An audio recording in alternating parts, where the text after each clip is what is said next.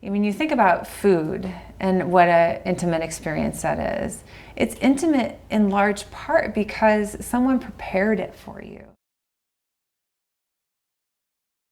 We've all had that experience, whether it's through a grandmother or, an uncle who loves cooking. It just tastes better when it's made with love.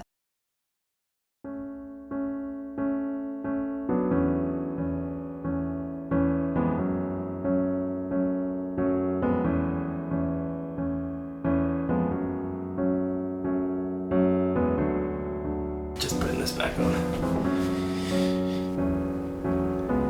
My name is Ashley Skadoff. Just be yourself. My name is Ann Burmeister. Ann and I had always wanted to do a project of some sort together.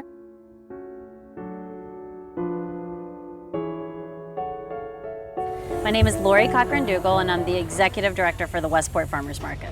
Lori already had this campaign going on where the farmers were actually shooting selfies of themselves from their property, and it just was perfect timing because she felt like us going to visit these farms would really up the visual content for the project, and it was perfect timing for Ann and I because it's exactly what we wanted to be doing.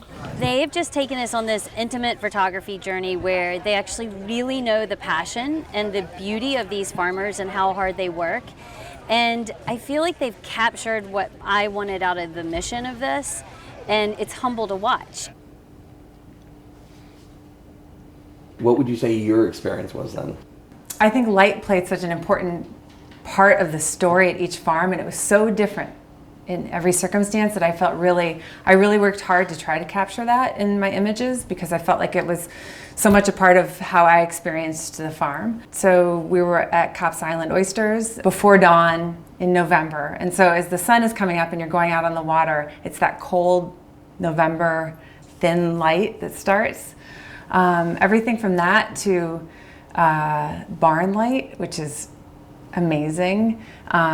There's those deep shadows and beams of light coming through windows and often hay in the air and that kind of thing.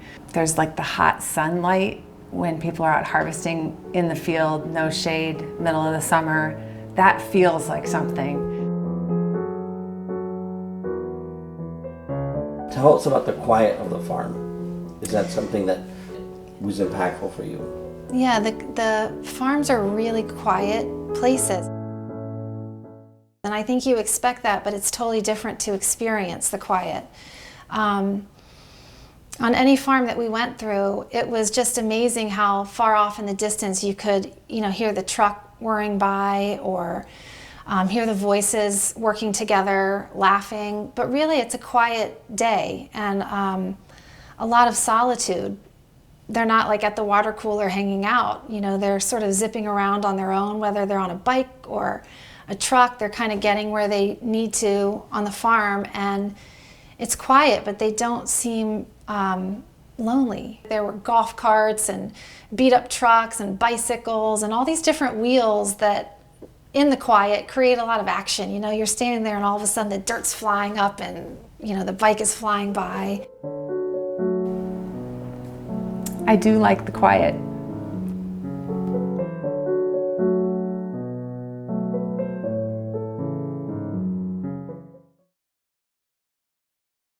The thing that I noticed was the introduction of a camera inspired often, at least these farmers, it inspired them to teach, to explain, and to almost educate me. On any project, there has to be trust between the subject and the photographer. And in this particular scenario, farmers do not really enjoy opening their farms up to strangers and having a document of what's happening on their farms. For one thing, they're super busy. But also, it's like having someone come into your office and start poking through your file cabinet or something. So it was really on Ann and I to create an environment of trust, and in every case we were able to do that just because of the farmers' openness, really. It's so important to me personally for people to know who's growing their food because I think we take it for granted. This is Victoria. She's the farm manager at St. Cow Beaverbrook Farm. She does everything. Like, she helps shear the sheep. She runs the industrial kitchen, like fantastic pot pies. She raises all the new baby lambs, like hundreds during lambing season. She knows how each of them is doing every day. There happened to be this sheep that didn't make it through the night, so she discovered the body and was, moving it to the right place in the barn, and the sheep were all making their noise, and that felt like a really sad moment. So all of this, I was like, wow, this lady is tough. I'm a mom, so I'm thinking, this is really hard to process. But then later, we were in another section of the barn, and there were all these little guys together, and these were triplets. So these were all not able to be cared for by their mom, so they ended up in a barn where they were being fed separately.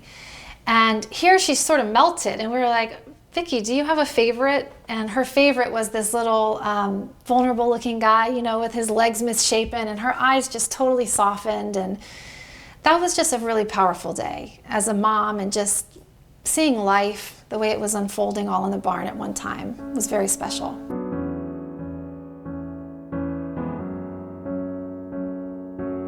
Anytime a kid showed up, they were very pleased to welcome us into their kingdoms and show us and teach us. I was surprisingly drawn to them, which isn't necessarily typical of my personality.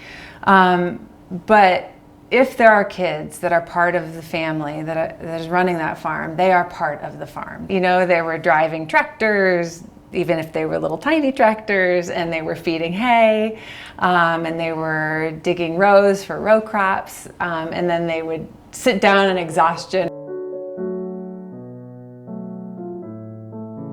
Photography and storytelling, what were your thoughts about that?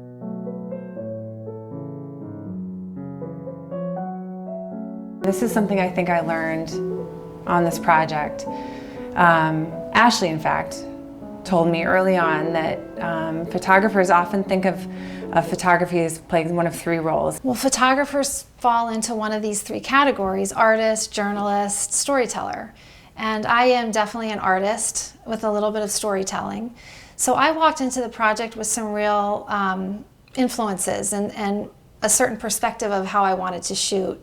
And so I think that would make any, even though Ann and I were together side by side, we got very different pictures because we have, very different voices. I instantly knew that I was a storyteller. I don't approach it artistically. I see people who do it, it's amazing, and I can't do that. Journalism, I appreciate deeply, but that is not what I do. But I love storytelling. And it never occurred to me that a camera could just be another instrument for telling stories. It's like a pencil. I find that growing food is an art in itself. Curating the food into dishes is an art in itself. And I hope that people find this exhibit a touch in their heart and an artistic touch as well.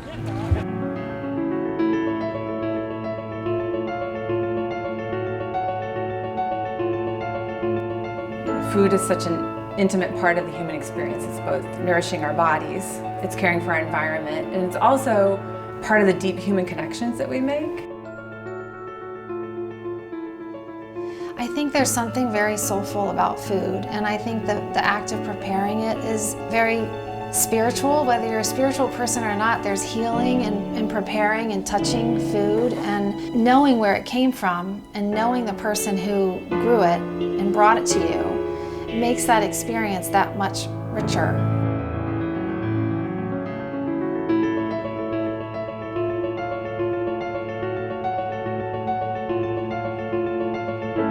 This has been just such a special and very meaty project, lasting a year and getting to visit, 18 of these farms, sometimes more than once. Ann and I have said we want to shoot farms for the rest of our lives. I wanted to tell people something that they may not know is they aren't paying enough for their food.